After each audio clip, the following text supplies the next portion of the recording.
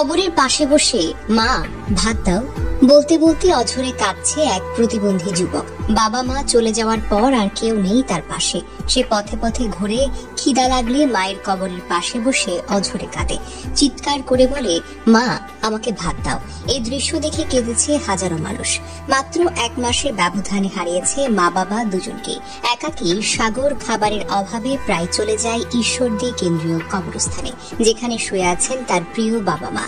সেখানে বসে ঘন্টার পর ঘন্টা কাঁদে, চিৎকার করে বলে, মা আমাকে ভাত দাও। জানা যায় পাবনার ঈশ্বরদীর আমবাগান এলাকায় 26 বছর বয়সী সাগর ছোটবেলা থেকে মানসিকভাবে প্রতিবন্ধী, তাই তার পুরো জীবনটা বাবা মার উপরে নির্ভরশীল। কিন্তু মাত্র 1 মাসের ব্যবধানে হারিয়েছে উভয়কে, প্রিয় বাবা ও মাকে। এখন তার পাশে কেউ নেই, কোনো আত্মীয় নেই, কোনো অভিভাবক নেই। ক্ষুধার তাড়নায় সাগর মাঝে মাঝে গ্রামের রাস্তায় ঘুরে বেড়ায়। কেউ খাবার দিলে খায়, না দিলে ফিরে আসে। মা বাবার কবরের পাশে থাকে, সেখানে বসে ঘন্টার পর ঘন্টা কাঁদে আর চিৎকার করে বলে, মা আমাকে ভাত দাও, মা আমাকে ভাত দাও। এক স্থানীয় বাসিন্দা বলেন, এক মুঠো ভাতের জন্য সে কত মানুষের কাছে হাত পাততে গিয়ে লাথিগুতো খায়, তারপর আবার কবরের পাশে গিয়ে কাঁদে, মা আমাকে ভাত দাও। এটা দেখলে বুকটা যেন ভেঙে যায়। সাগরের বাবা মৃত সুরুজ মিয়া একজন কৃষক। তিনি জানতেন তার ছেলে মানসিকভাবে প্রতিবন্ধী। ছোটবেলা থেকেই তাকে ভালোবাসা, যত্ন ও স্নেহ দিয়ে বড় করেছেন। তার স্ত্রীও একইভাবে সাগরের প্রতি অকৃত্রিম মমতা দেখিয়েছেন। তারা জানতেন সাগরের শারীরিক ও মানসিক সীমাবদ্ধতা তাকে সমাজের অন্য সব শিশুদের মতো স্বাধীন করে তুলবে না।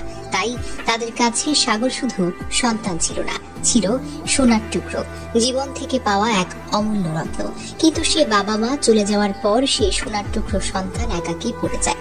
আজ সে কেবল কবরের পাশে বসে চিৎকার করছে, মা আমাকে ভাত দাও। কারণ তার জীবনের সব নিরাপত্তা, ভালোবাসা, স্নেহ, যত্ন এখন শূন্য। যা বাবা মায়ের কাছে ছিল অমূল্য, তা আজও তার হৃদয়ে অম্লান।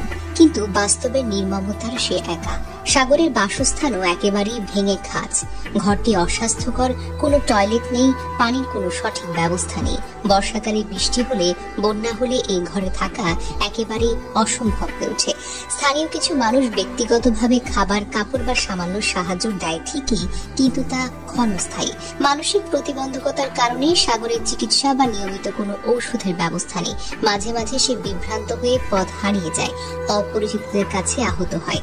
স্থানীয়রা জানায়, রাতে একা থাকলে চুরি বা হামলার ভয় থাকে। স্থানীয়রা বলছেন, প্রশাসন বা জনপ্রতিনিধির উদ্যোগ থাকলে সাগরের জন্য নিরাপদ খাবার, নিরাপদ ঘর এবং চিকিৎসা ব্যবস্থা করাটা সম্ভব।